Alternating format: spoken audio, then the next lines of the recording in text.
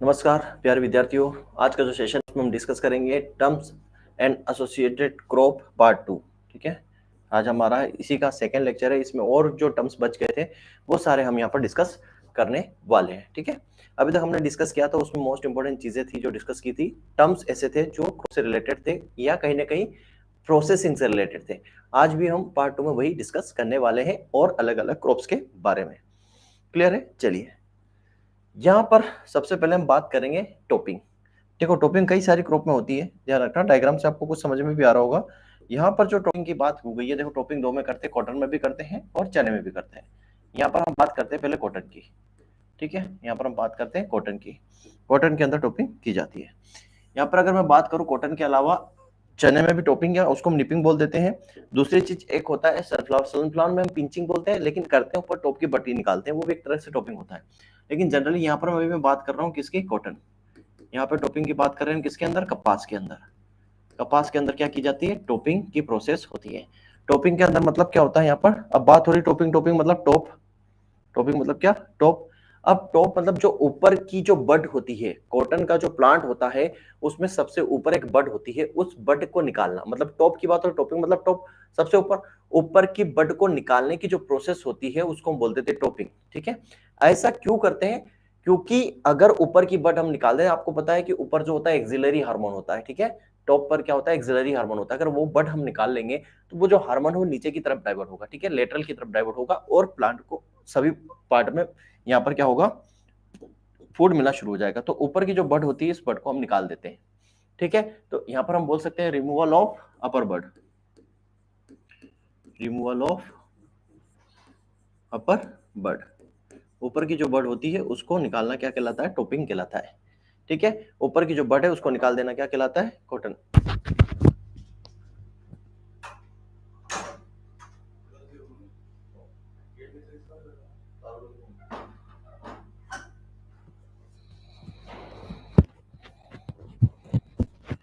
ठीक है बच्चा, चलिए नेक्स्ट हम बात करते हैं यहाँ पर ये टॉपिंग है ना। मैंने बोला टॉपिंग और भी चीजों में होती है, पर ध्यान रखना टॉपिंग जो है कॉटन, जनरली उसको निपिंग बोला जाता है। टॉपिंग ना बोलकर उसको जनरली हम क्या बोलते हैं? निपिंग बोलते हैं। क्या बोलते हैं? निपिंग। लेकिन इसके लिए टॉपिंग बोल देना गलत नहीं होगा। और ये किसके अंदर करते हैं? ग्राम में। किसके अंदर? ग्राम में, जिसको हम बोलते हैं चिकपी। क्या बोलते हैं? जिसको हम बोलते हैं चिकपी। ठीक है, जिसको हम चिकपी हिंदी में बोलते हैं चना। ठीक है, इसके अंदर निपिंग की प्रोसेस होती है, उसको हम कई बार टॉपिंग भी बोल सकते हैं। क्यों? क्योंकि यहाँ पर भी क्या होता है, ऊपरी जो भाग होता है, ऊपर की जो 3 से 4 पत्तियां होती है ऊपर से हम तोड़ देते हैं। ठीक है, क्यों तोड़ देते? ताकि जो साइड की ब्रांचेस है वो बढ़ना शुरू हो जाए। साइड की ब्रांचेस बढ़ेगी, पौधा अच्छा खासा फैलेगा, फ्लावरिंग ज्यादा होगी। फ्लावरिंग ज्यादा होगी तो प्रोडक्शन ज्यादा मिलेगा। कई बार इसमें किसान क्या करते हैं कि जो भेड़ होती है, भेड़ों का झुंड होता है, फ्लॉक ऑफ शीप होता है। कई सारे लोग जो है भेड़ चराने निकलते हैं, तो जो भेड़ों का झुंड होता है उनको खेत में से निकाल देते हैं, चने के खेत में से। क्योंकि जो भेड़ होती है वो ऊपर की पत्तियों को खाती हुई निकल जाती है। तो वो भी एक निपिंग की प्रोसेस इस भेड़ के जो सीप होती है, फ्लॉक ऑफ सीप होता है, भेड़ों का झुंड होता है, उसके द्वारा भी किया जा सकता है। मतलब हम ये बोल सकते हैं कि जो apical buds of the crop, हम बोल सकते हैं एपिकल बड्स बोल सकते हैं, या ऊपर की जो दो तीन पत्तियां होती हैं उनको रिमूव कर देना, निकाल देना, ये जो प्रोसेस है क्या क्या कहलाती है? निपिंग कहलाती है। तो चने के अंदर मतलब आप देख पा रहे हो, अगर ये चने का हमारे पास इस तरीके की ब्रांचेस है और ये ऊपर की जो 2-3 पत्तियां होती है ना, ऊपर की जो 2-3 पत्तियां होती है, इसको निकाल देना। इसको निकाल देना ताकि ये लेटरल ब्रांचेस जो है वो प्रॉपर तरीके से ग्रो कर सके, फ्लावरिंग अच्छे से हो सके। तो ये जो है प्रोसेस, निपिंग की जो प्रोसेस होती है लगभग 30 से 40 दिन बाद हार्वेस्टिंग के या सोइंग के, डे आफ्टर सोइंग। ठीक है, कब करते हैं? 30 से 40 दिन, डे आफ्टर सोइंग। सोइंग के 30 से 40 दिन के बाद करते हैं। ठीक है, निपिंग की प्रोसेस एक क्रॉप में और करते हैं जिसका नाम है कस्टर। ठीक है, जिसको हम बोलते हैं अरंडी। ठीक है, अरंडी में इसमें जो करते हैं ये करते हैं 40 से 50 डे आफ्टर सोइंग। 40 से 45 या 40 से 50 दिन सोइंग के, 40 से 50 दिन के बाद करते हैं किसके अंदर? अरंडी के अंदर, कस्टर के अंदर। ठीक है, इसके अंदर करते हैं।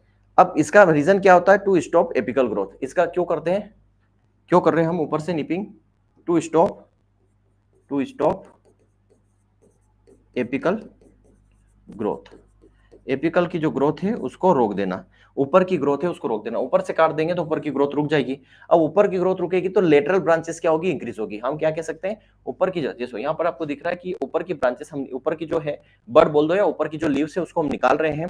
तो यहाँ पर क्या होगा, एपिकल ग्रोथ रुकेगी और लेटरल ब्रांचेस को प्रमोशन मिलेगा। हम कह सकते हैं टू प्रोमोट लेटरल ब्रांचेस, ठीक है, टू प्रोमोट लेटरल ब्रांचेस। तो लेटरल ब्रांचेस में क्या होगा, वो बढ़ेगी, जिससे क्या होगा, इंक्रीज द प्रोडक्शन या इंक्रीज द यील्ड, जिससे क्या होगी, फ्लावरिंग ज्यादा होगी, फ्लावरिंग ज्यादा होगी तो यील्ड ज्यादा मिलेगी, ये इसका रीजन है। तो चने के अंदर मैं बात कर रहा हूँ, चने के अंदर 30 से 40 दिन, बुकों में आपको 45-55 दिन भी मिलेगा, लेकिन जो है 30 से 40 दिन वो बिल्कुल सही है। और लगभग जो आप बोल सकते हो इसमें 20 से 25 दिन, हाँ बस कितने मीटर हाइट से, 20 से 25 सेंटीमीटर हाइट हम बोल सकते हैं, ठीक है। हाइट ये नहीं भी याद रखो, बट इसमें केमिकल यूज करते हैं, इसमें केमिकल यूज करते हैं टिपिंग के लिए, निपिंग के लिए, वो उसका नाम है टीबा, टीबा यूज करते हैं, ठीक है, @ तो 75 ppm टीबा यूज करते हैं, ठीक है। ट्राई आयोडाइड बेंजोइक एसिड ऐसा बोल सकते हैं, क्या नाम है इसका, tri iodo benzoic acid, tri आयोजोक बेंजोइक एसिड इसका नाम है, इसका यूज करते हैं @ 75 ppm, या फिर जो भेड़ है उसको फील्ड में से गुजार देते हैं तो ऊपर की मिट्टियां वो खा जाती है। क्लियर है, ये याद रखना, ये ग्राम के अंदर करते हैं।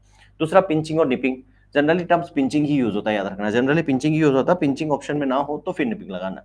ये जो प्रोसेस की जाती है ये इसके अंदर अपनी, हाँ सनफ्लावर के अंदर, एक मिनट, पिंचिंग सनफ्लावर में 2 प्रोसेस होती है, हाँ ठीक है, सनफ्लावर के अंदर, इसको हम बोल सकते हैं सूरजमुखी के अंदर पिंचिंग की प्रोसेस होती है, ठीक है।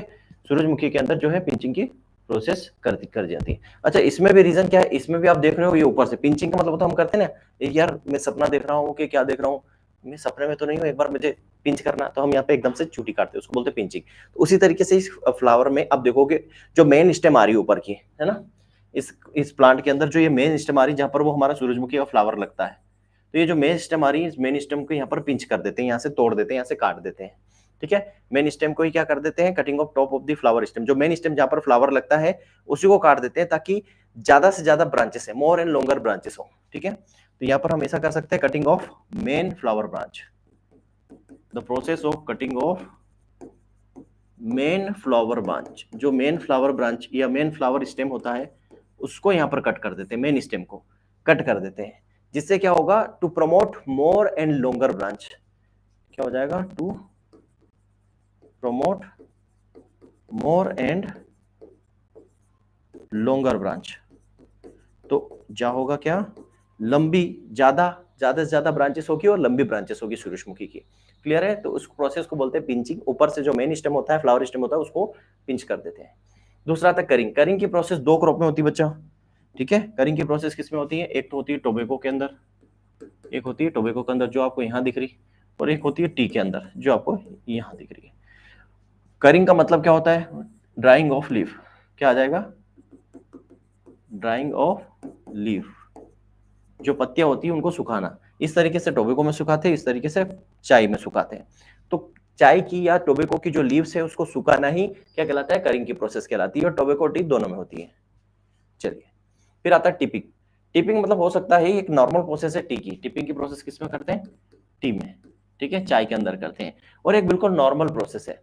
नॉर्मल प्रोसेस का इन द सेंस हम यहाँ कह सकते हैं कि चाय की पत्तियों की आप दिख रहे हो यहाँ पर ये हार्वेस्ट कर रहा है, ऊपर की जो पत्तियां है उसको क्या कर रहा है, निकालने का काम कर रहा है, हार्वेस्ट करने का काम कर रहा है, ठीक है।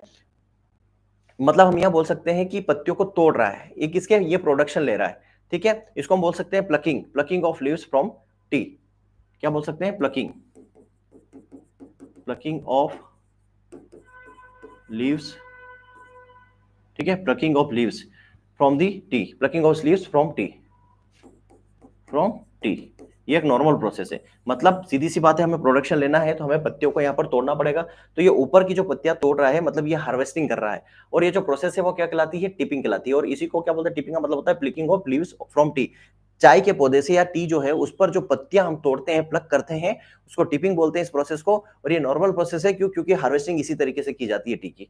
अब इसमें आपको यहाँ पर कुछ चीजें दिख रही होगी कि हाइट ऑफ टिपिंग, टिपिंग किस हाइट पर करनी चाहिए, तो यहाँ पर अलग अलग है।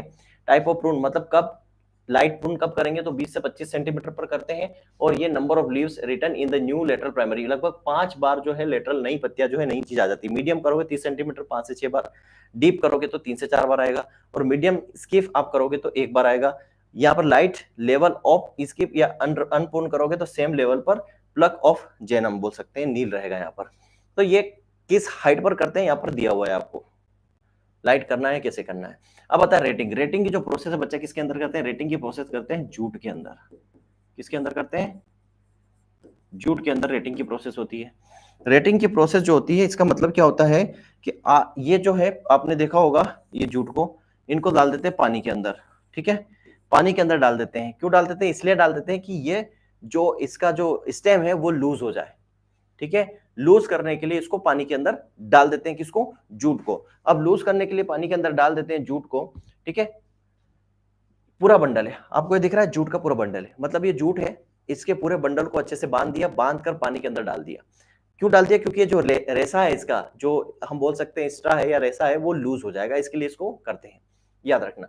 और इसको कितने टेम्परेचर पर करते हैं, 34 degree Celsius temperature. Rating process में जो टेम्परेचर चाहिए वो चाहिए 34 डिग्री सेल्सियस टेम्परेचर चाहिए रेटिंग के लिए।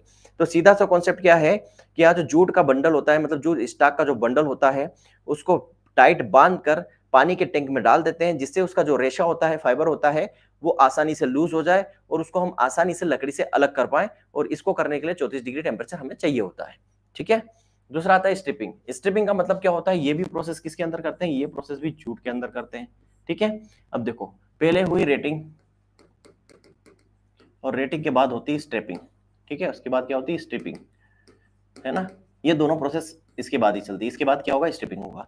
क्यों करते हैं ऐसा, कि अभी हमने रेटिंग करके 34 डिग्री सेल्सियस पर रेटिंग करी और पानी के अंदर डाला, जिससे वो रेशा क्या हो गया, लूज हो गया।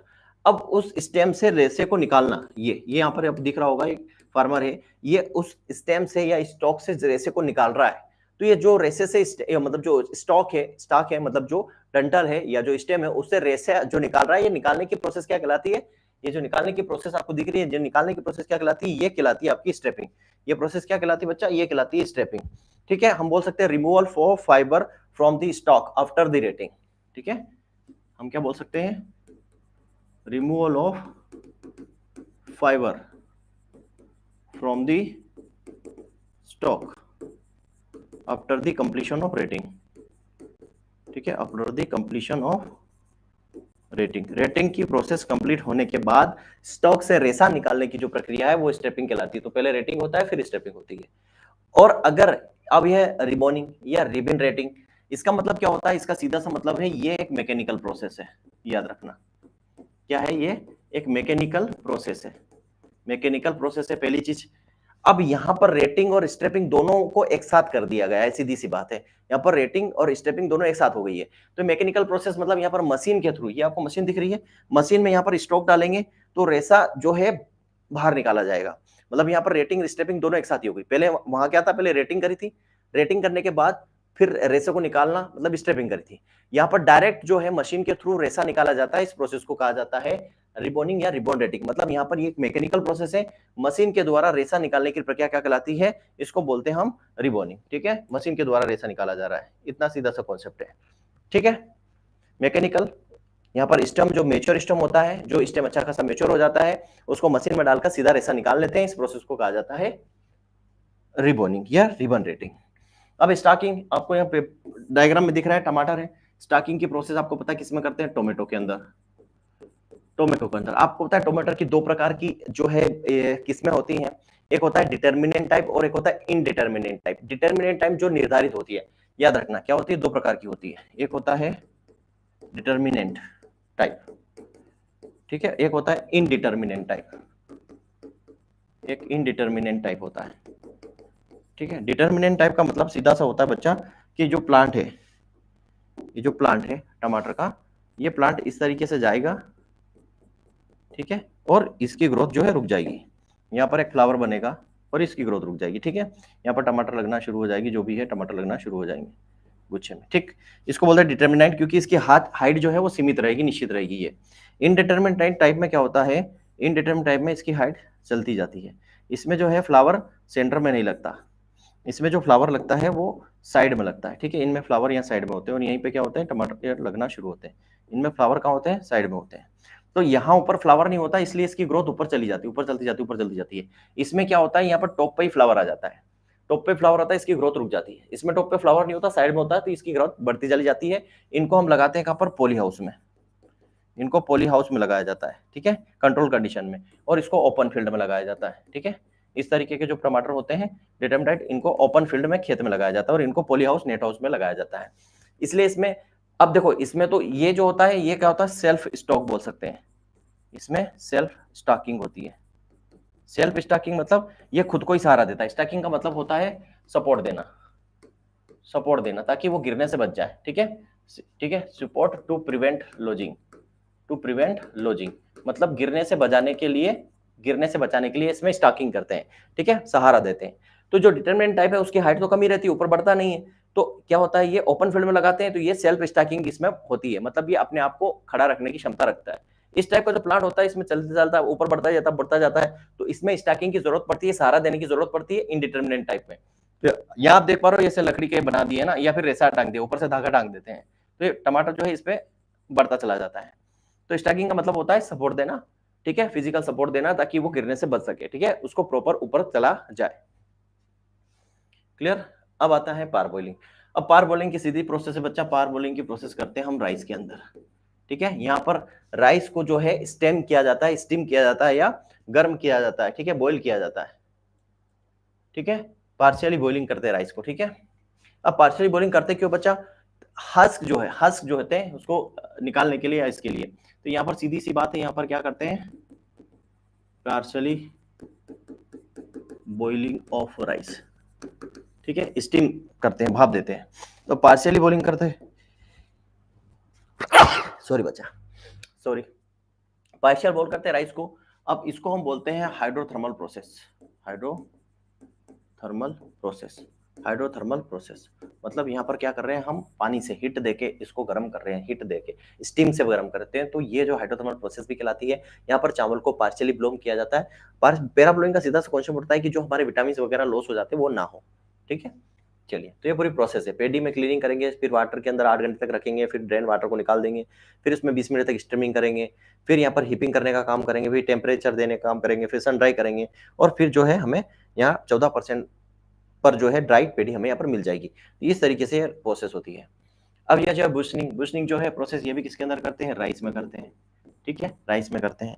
अब इसको करने का पीछे क्या है, वीट कंट्रोल कर सके, है ना। इसमें क्या करते हैं, क्रॉस फ्लोइंग करते हैं, याद रखना, बुशनिंग का मतलब होता है इसमें क्रॉस फ्लोइंग की जाती है।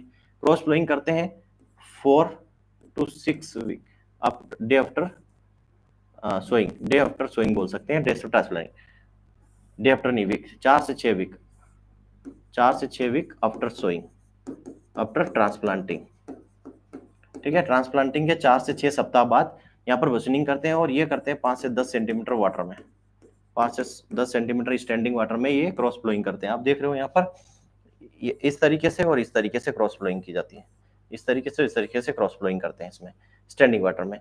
तो इसके करने के पीछे रीजन क्या होता है, एक तो रीजन होता है यहाँ पर वीट कंट्रोल, ठीक है, वीट को कंट्रोल किया जा सके। दूसरा यहाँ पर एक प्रॉपर पर्कोलेशन जो है, यहाँ पर परमिजियस जो है, यहाँ पर क्या करते हैं सीधा, मेन तो यहाँ पर क्रॉस फ्लोइंग का कॉन्सेप्ट ही होता है कि हमें क्या करना है, वीट को कंट्रोल करना है। मेन कॉन्सेप्ट क्या होता है, यहाँ पर वीट को कंट्रोल करना है, उसके लिए हम करते हैं, और ये जनरली रेनफेड रीजन में किया जाता है जहाँ पर बारिश अच्छी खासी होती है। एक प्रकार का ये ट्रेडिशनल सिस्टम है। यहाँ पर कंट्री प्लाउ जो होता है, जो लाइट कंट्री प्लाउ होता है उससे करते हैं ताकि वीट को कंट्रोल किया जा सके, उसके लिए मैंने, तो कब करते हैं, रेनफेड रीजन में करते हैं, 4 से 6 सप्ताह बाद करते हैं, और 5 से 10 सेंटीमीटर पानी भरा हुआ होना चाहिए स्टैंडिंग वाटर में करते हैं। हेलियोट्रोपिज्म की बात करें बच्चा, हेलियोट्रोपिज्म की प्रोसेस ये किसमें होती है, सनफ्लावर के अंदर होती है, सूरजमुखी के अंदर। मतलब जैसे जैसे सन जिस तरफ जाएगा पौधा भी उस तरफ बढ़ा जाएगा। देखो, अगर ये सूर्य इस तरफ है तो पौधा भी इस तरफ झुका हुआ है ना, ये, फिर सूर्य यहाँ आया तो ये पौधा इस तरफ झुक गया, फिर ये सीधा हो गया तो देखो इनके पत्ते सीधे हो गए, सन इस तरफ आया तो इनके पत्ते इस तरफ हो गए। मतलब जहां जिस तरफ सन जा रहा है, प्लांट जो है या फ्लावर जो है, प्लांट का फ्लावर जो है, सूरजमुखी का जो फ्लावर है, सूरज नाम ही है सूरजमुखी, सूरज की तरफ मुख होना। जैसे जैसे सूरज जिस डायरेक्शन में जाएगा, प्लांट भी या फ्लावर भी उसी डायरेक्शन में मूव करेगा, इसको बोलते हैं हेलियोट्रोपिज्म, ठीक है। और ये किसमें होता है, सनफ्लावर में होता है। डीहाल्मिंग, डीहाल्मिंग की प्रोसेस जो बच्चा ये किसमें करते हैं, ये हम करते हैं पोटैटो के अंदर, आलू के अंदर ये प्रोसेस की जाती है, ठीक है। ये प्रोसेस मतलब इसको जमीन ग्राउंड के लेवल से जो है प्लांट को, अगर देखो यहाँ पर क्या थे, यहाँ पर पौधे थे, ठीक है, ये मान लो ये आलू का पौधा है, ठीक है, ये आलू का पौधा है, इसको क्या करते हैं, इसको यहाँ से ग्राउंड से ही काट देते हैं, ग्राउंड से काट देते हैं। क्या करते हैं, ग्राउंड से इसको काट देते हैं। इसको काटने के पीछे रीजन क्या होता है बच्चा, ठीक है, काटने के पीछे रीजन क्या होता है, इसको काटने के पीछे रीजन होता है कि अंदर जो हमारे ट्यूबर्स हैं वो ट्यूबर्स की स्किन में हार्डनेस आ जाए, ठीक है। क्यों, क्योंकि अगर ऊपर से हमने काट दिया तो जितना भी न्यूट्रिएंट्स वगैरह सब कुछ है वो नीचे डायरेक्ट ट्यूबर के पास जाएगा, ट्यूबर के पास जाएगा तो उसमें जो हार्डनेस आएगी, हार्डनेस आएगी मतलब कि जब उसको आप बाहर निकालोगे, पोस्ट हार्वेस्टिंग करोगे तो उसको स्किन पर किसी प्रकार की इंजुरी ना हो। कई बार हम आलू लेने जाते हैं, पता चलता है उसकी स्किन कटी हुई है, अंदर कोई दाग लग गया, इस तरह की चीजें होती है, फिजिकल इंजुरी हो जाती है, वो ना हो। तो डीहाल्मिंग का मतलब ही होता है प्लांट को हार्वेस्टिंग के 15 दिन पहले, ठीक है, हार्वेस्टिंग की 15 दिन पहले ग्राउंड से जो प्लांट होता है उसको काट देते हैं, ताकि इसकी जितनी भी एनर्जी है वो ट्यूबर को मिले और ट्यूबर में हार्डनेस आए, ट्यूबर की स्किन जो है वो कठोर हो जाए, ताकि उसमें कोई किसी प्रकार की फिजिकल इंजुरी ना हो। समझ गए बात को, क्या बोला मैंने, ये एक प्री हार्वेस्ट प्रैक्टिस है और जिसका मतलब होता है hardening the skin of the tuber, ठीक है। क्या है ये, प्री हार्वेस्ट प्रैक्टिस, ठीक है, प्रैक्टिस, हार्वेस्टिंग के पहले की प्रैक्टिस है। और इसका मेन एम क्या है, इसका मेन एम है हार्डनिंग द स्किन, ठीक है, हार्डनिंग द स्किन, जो इसकी स्किन है उसमें हार्डनेस आ जाए। Hardness in the sense, hardness का क्या मतलब है, हार्डनेस आने की वजह से क्या होगा, हार्डनेस आने की वजह से क्या होगा, उसमें किसी प्रकार की कोई इंजुरी ना होगी, ठीक है। Skin of the tuber, skin of tuber, tuber में क्या आ जाएगी, हार्डनेस आ जाएगी, जो क्या करेगी, रिड्यूस करेगी फिजिकल इंजुरी, फिजिकल इंजुरीज को रिड्यूस करने का काम करेगी। अब ये कब करते हैं, 15 days before the harvesting, harvesting के 15 दिन पहले ये प्रोसेस की जाती है। हमें लग रहा है कि अब 15 दिन बाद हार्वेस्ट करना है, तो यहाँ जो प्लांट होते हैं उनको यहाँ से काट के नीचे पे डाल देते हैं, ये देखो ये काट काट के नीचे पे डाल दिए, अब और इसी के ऊपर बिछा दिए। अब यह क्या होगा, जो भी एनर्जी ट्यूबर के पास रहेगी वो हार्ड हो जाएगा, इसकी स्किन अच्छी टाइट हो जाएगी ताकि कोई फिजिकल इंजुरी ना हो, ठीक है। डीनेबलिंग, डीनेबलिंग की प्रोसेस बच्चा किसमें करते हैं, डीनेबलिंग की प्रोसेस पहली चीज तो ये करते हैं बनाना के अंदर, किसमें, बनाना के अंदर करते हैं। और इसमें क्या होता है, इसमें हम कर देते हैं मेल पार्ट को निकाल, रिमूवल ऑफ मेल बड, ठीक है, मेल पार्ट, ठीक है, मेल पार्ट को निकाल देते हैं। ये आपको दिख रहा होगा यहाँ पर, ये जो मेल पार्ट है इसको निकालना, ये गुच्छे के जस्ट नीचे जो वाला भाग होता है ये मेल भाग होता है, इसको निकाल देते हैं, ठीक है, मेल भाग को निकाल देते हैं। अब मेल भाग को निकालने के पीछे रीजन क्या होता है, मेल भाग को निकालने के पीछे रीजन होता है कि ये जो हमारे ये बने हैं बनाना, अगर इसको आप नहीं निकालोगे तो बनाना बिल्कुल छोटे छोटे से रह जाएंगे, क्योंकि इनको एनर्जी नहीं मिलेगी। क्योंकि ये मेल पार्ट जो है इसका काम सिर्फ क्या है, इसका काम सिर्फ पोलिनेशन करवाना है, उसके बाद इसका कोई रोल नहीं है। इसको निकाल देंगे तो यहाँ की जो एनर्जी है, जो मेल पार्ट जो एनर्जी ले रहा है वो पूरी एनर्जी इस बंच के अंदर आएगी और हमारे जो बनाना होंगे वो एक प्रॉपर साइज के बनेंगे और न्यूट्रिटिव रहेंगे, ठीक है। इसीलिए डीनेबलिंग की प्रोसेस बनाना में की जाती है। चोक या चोकिंग, इस ये प्रोसेस भी किसके अंदर करते हैं बच्चा, ये प्रोसेस भी बनाना के अंदर की जाती है।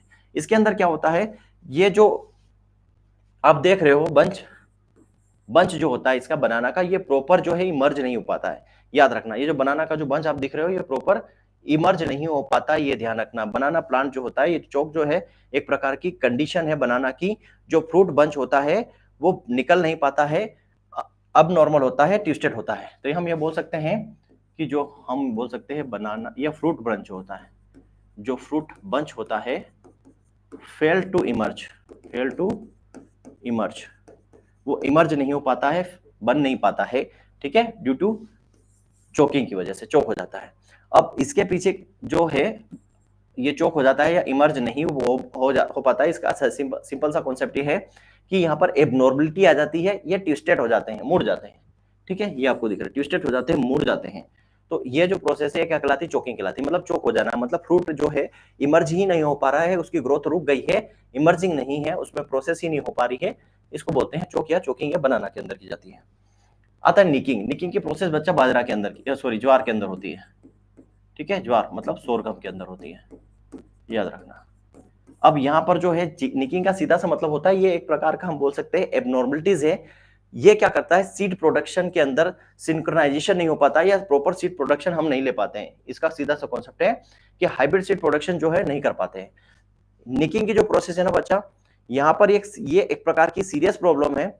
हाइब्रिड सीड प्रोडक्शन जब हम करते हैं बनाने का, तो प्रॉपर निकिंग या जो होता है फ्लावरिंग टू बनानास की, वो पेरेंट्स के बीच में वो करना जरूरी होती है। तो यहाँ पर जो है निकिंग जो है बहुत जरूरी है, किसके अंदर, सोरगम के अंदर। प्रॉपर अगर हमें सीड प्रोडक्शन लेना है, ठीक है, प्रॉपर हाइब्रिड सीड प्रोडक्शन, ठीक है, अगर हमें हाइब्रिड सीड प्रोडक्शन लेना है, हाइब्रिड सीड प्रोडक्शन लेना है, तो उसके लिए हमें निकिंग की प्रोसेस करनी पड़ेगी। और निकिंग की प्रोसेस का सीधा सा यहाँ पर मतलब क्या होता है, ये आप देख रहे हो, निकिंग की प्रोसेस का सीधा सा मतलब होता है यहाँ पर synchronization of flower in the two parent, दो पेरेंट के बीच में सिंक्रोनाइज करवाना पड़ेगा, निकिंग करवानी पड़ेगी, ठीक है, दो पेरेंट्स के बीच में, मतलब टू पेरेंट्स के बीच में यहाँ पर निकिंग या सिंक्रोनाइजेशन की प्रोसेस करवानी पड़ेगी, जिसकी वजह से हमें हाइब्रिड सीड प्रोडक्शन प्रॉपर मिलेगा। और ये जो प्रोसेस क्या कहलाती है, निकिंग कहलाती है ज्वार के अंदर। और जर्किंग जो होता है ये बाजरा के अंदर होता है, जर्किंग जो होता है बाजरा के अंदर होता है। यहाँ पे देखो आपको दिख रहा है, ये जो जस्ट लोअर पार्ट पे जो बर्ड होती है इसको हम निकाल रहे हैं, लोअर पार्ट पे जो बर्ड है इसको निकालने का काम किया जा रहा है। तो यहाँ पर बाजरा के अंदर जो, जैसे हम बोल रहे हैं एक प्रकार के टीलर्स है ना, ये बोल सकते हैं ये टीलर्स है, इन टीलर्स को जो बिल्कुल कहाँ, रूट के पास है, इन टीलर्स को हम यहाँ से निकाल देते हैं, ठीक है, इसको पुल्ड आउट कर देते हैं, निकाल देते हैं, ताकि जो फ्लावरिंग हो वो यूनिफॉर्म हो सभी टिलर्स के अंदर, ऊपर जितने भी टिलर्स है उसमें फ्लावरिंग क्या हो, यूनिफॉर्म हो। और ये प्रोसेस कितने दिन में करते हैं, इनको निकालने की प्रोसेस कितने दिन में की जाती है, तो ये 20 से 25 दिन है, ट्रांसप्लांटिंग के 20 से 25 दिन बाद या 30 से 40 दिन बाद, डायरेक्ट सोएंगे 30 से 40 दिन बाद। देखो बाजरा में ट्रांसप्लांटिंग होती है, भी बता दो आपको, ट्रांसप्लांटिंग होती है और इसमें लगभग 2 kg पर हेक्टेयर सीड लगता है ट्रांसप्लांटिंग के लिए, ठीक है। तो बाजरा में ट्रांसप्लांटिंग होती है और इसमें जो होता है ये आप बोल सकते हो कि जो इनिशियल टिलर होते हैं, ठीक है, जो फर्स्ट टिलर होते हैं इनको रिमूव कर देते हैं, क्या करते हैं, रिमूवल ऑफ फर्स्ट टिलर, ठीक है, इनको निकालना। इससे क्या होगा, इससे क्या होगा, यूनिफॉर्म फ्लावरिंग होगी, ठीक है, यूनिफॉर्म फ्लावरिंग होगी in all the tillers, in all tillers, जितने भी टिलर्स हैं उसमें क्या होगी, यूनिफॉर्म फ्लावरिंग्स होगी।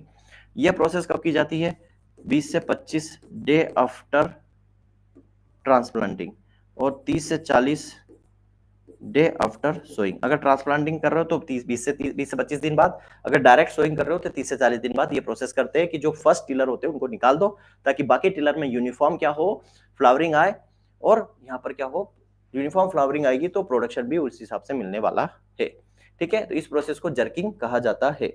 अब आती है फ्लडिंग। फ्लडिंग की प्रोसेस बच्चा होती है टोबैको के अंदर, किसके अंदर होती है, टोबैको के अंदर, तंबाकू के अंदर होती है। यहाँ पर फ्लडिंग का सीधा सा मतलब क्या होता है, जब वाटर लॉगिंग कंडीशन होती है वहां पर विल्ट हो जाता है, किसमें, टोबैको के अंदर। वाटर लॉगिंग कंडीशन में यहाँ पर क्या होता है, ठीक है, यहाँ पर क्या होता है, विल्टिंग हो जाती है, wilting in tobacco due to water logging, due to water logging. जल भराव की स्थिति में, जैसे जल भरेगा, जल भर जाएगा, अगर इस टोबैको फील्ड के अंदर जल भर जाएगा तो यहाँ पर टोबैको के अंदर विल्टिंग हो जाएगी, उकटा रोग यहाँ पर आ जाएगा। तो यहाँ पर जल भराव की स्थिति होने की वजह से उकटा आ रहा है, इसलिए इसको फ्लडिंग कहते हैं, सॉरी फ्लडिंग है ना, हाँ फ्लूपिंग, सॉरी फ्लडिंग नहीं फ्लूपिंग कहते हैं। तो टोबैको के अंदर फ्लूपिंग जो होता है वो किस वजह से होता है, अगर मान लो टोबैको के फील्ड में पानी भर गया, जल भराव की स्थिति हो गई, तो वहां पर विल्टिंग हो जाएगी, और इस ये जो प्रोसेस, ये जो क्रिया है क्या कहलाती है, फ्लूपिंग कहलाती है, ठीक है बच्चा। तो इतनी सारे टर्म्स हमने डिस्कस किए, तो ये हमारा टर्म्स और उसके एसोसिएट जो भी चीजें थी हमने डिस्कस कर ली है। अच्छा, कुछ टर्म्स और है जो आपको फ्लावर के अंदर भी मिलते हैं, है ना, जैसे रोस्टिंग की प्रोसेस किसमें होती है, डिसबडिंग की प्रोसेस किसमें होती है, तो जो फ्लावर पढ़ेंगे उसके साथ पढ़ लेंगे। यहाँ हमने जनरली एग्रीकल्चर से रिलेटेड और कुछ हॉर्टिकल्चर की भी यहाँ पर डिस्कस की, और भी टर्म्स है। जब हॉर्टिकल्चर पढ़ाएंगे तो हॉर्टिकल्चर में टर्म्स रिलेटेड जो चीजें हैं वो भी डिस्कस करेंगे। जैसे रोज के अंदर कई सारी चीजें होती हैं, जैसे काजू में रोस्टिंग भी करते हैं, रोज के अंदर डिसबडिंग भी करते हैं, बहुत सारी प्रोसेस है वहां पर, ठीक है। तो वहां की चीजें वहां पर डिस्कस कर लेंगे, जहां जहां चीजें आएगी वो डिस्कस होती चली जाएगी। अभी ये जो बुक के अकॉर्डिंग चल रहे हैं उसमें जितनी चीजें थी वो हमने डिस्कस कर ली, ठीक है। तो मिलते हैं नेक्स्ट लेक्चर में। थैंक यू वेरी मच, जय हिंद जय भारत। आपकी जो डिमांड थी 1 घंटे की लेक्चर मंडे से हो जाएगा।